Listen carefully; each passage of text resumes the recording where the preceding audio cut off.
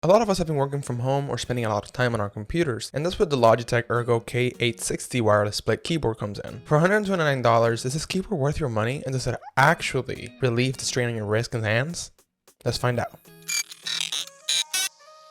Hello, my name is Antonio and this is Antonio with Tech. So today we're talking about the Logitech Ergo K860 wireless keyboard. I'm saying at a hefty price and with high expectations, at least for me. So let's break it down. The first thing that I want to talk about is the build. For $129 you get a solid keyboard. While it's made out of plastic and the wrist riser is made out of 3 layers, the fabric, density foam, and memory foam to get this beauty. I'll go more in depth about how it feels in a little bit. The overall keyboard takes some time to get used to it, especially since the keys have a split in the middle. Some keys are slightly off when compared to traditional keyboards, so that's something to take in consideration as well. You will have a fair share of frustration probably for a few hours until you get used to the new layout. Otherwise, the build is excellent. I have no complaints in there, and honestly, it feels very solid and durable, so I think it would be a keyboard that would last for years to come. It's a very solid build and I think is a very durable keyboard, which of course is something that you would expect on a $129 keyboard. Now the features. The first feature that is advertised on the website is the full-size layout with an integrated numpad.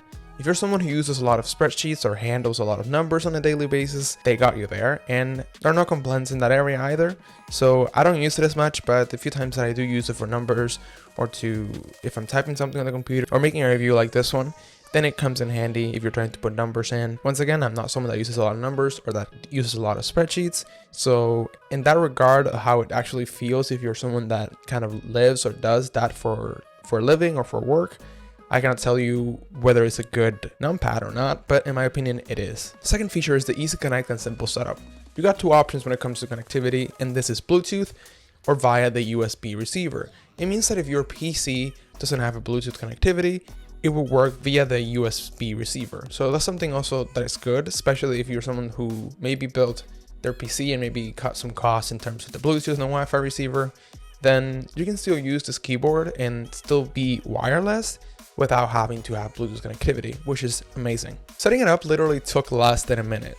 Literally, super easy, super simple. You just plug in the USB receiver if you're using that and just it automatically connects. If you're using the Bluetooth, I haven't tested with the Bluetooth yet, but I would assume it's probably pretty simple. Just go into the Bluetooth settings and just add the keyboard and it should be fairly simple to install. If not, you can also look on the website and it should give you a better understanding of how to do so if you have any issues with that. The third feature is the 2-year life battery. And you know, this is something that what companies tell you, 2-year life battery. Of course, it's depending on your usage. When I first got the keyboard, I was a bit worried that it indicated that it was battery powered, but the device saves a lot of battery when it's not in use, especially when you stop using it maybe for like a minute or two, it automatically kind of shuts down. And once you click on the keyboard again, boots back up, and it doesn't take that long. It's really not that big of a delay, but it does save battery in that aspect.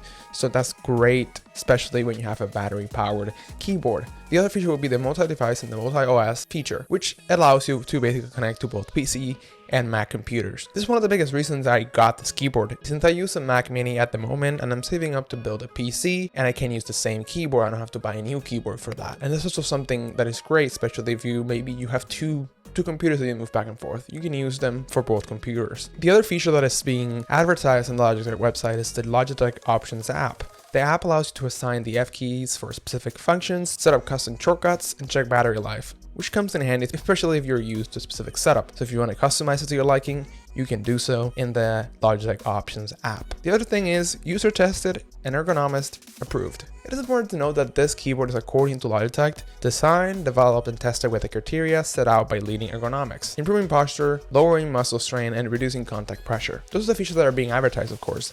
How does it actually feel, and does it live up to the expectations of the keyboard for this price? So let's dig in deeper. How does it really feel, and is it comfortable to use? Has it helped me with better posture? These are questions that I've been asking myself as I wrote this and as I'm recording this, and I will break it down into certain sections of it. So the first thing is the keyboard wrist riser. As I mentioned earlier, it's made out of 3 layers, the fabric, density foam, and the memory foam. This part is super comfortable and it does have that feel to it, which is kind of like the incline, which helps you kind of rest your wrist in a little better. So that has been super comfortable on a daily basis to use my computer, to be typing, and to just be using my computer on a regular daily basis for hours at a time. And it's also super easy to clean. Also, the way that the area is built is not too thin nor too thick, just the right amount of thickness that keeps your wrist on a nice angle with enough support to keep your wrist from feeling all strained or from you kind of putting pressure on them in a weird way, in a strange fashion as well too. Now the keys. I know a lot of people are super interested in knowing how the keys feel and whether they're loud or not. The keys are super smooth, and the sound of each key is not quiet by any means. It's not super loud either. It's just somewhere in the middle. The design itself, being an ergonomic keyboard, it has what I refer to as a little mountain, which is just that angle that splits the keyboard into two sides, if you want to put it that way. And this will take some time to get used to, especially since some of the keys in the middle are being split out a little bit and they're a little bit spread away from each other. So after a few hours, you should be able to go back to typing at your normal speed. Something that took me a few hours just to get used to it, just because, I mean, you're trying to type the same way that other keyboards have the keys, and also the keyboard is flat. Usually the traditional keyboards are usually flat. So this one being a little bit on an incline, and you can also kind of lift it a little bit more, has kind of that feeling of you don't know what the keys are anymore. You press maybe a key, but in actuality you're pressing a different key that you don't want to press. So something that you need to be patient with. It shouldn't take too long to get used to it. It's just something that you will have to kind of get used to. The pros. Having the ability to customize the F keys through the app is a huge plus, and I'm sure a lot of you will probably also find that very nice to have. The other pro that I have personally is the multi-device and multi-OS, which is big, especially if you have multiple devices or if you have different operating software. Another pro is design and the overall feel, which I would expect from a 129 keyboard, as I keep saying. The design is very sturdy. The design is very well crafted, and I can tell that they put a lot of detail and attention to the overall feel and the overall construction of the keyboard itself. Now the cons. The cons, I mean, I don't know if this would be a big cons, but if you're someone who's looking for a smaller keyboard, this keyboard is kind of on the longer and bigger side.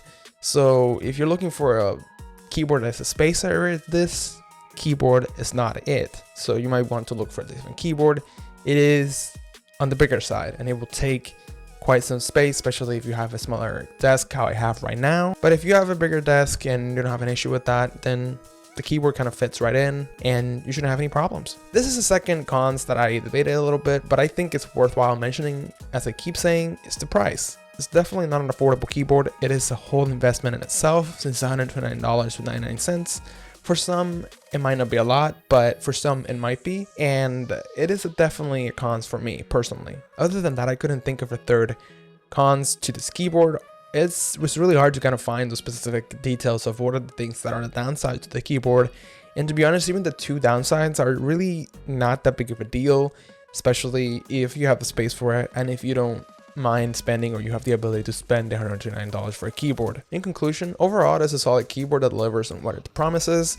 Since I started using this keyboard, I have noticed an increase in better posture and less strain on my wrist and hands.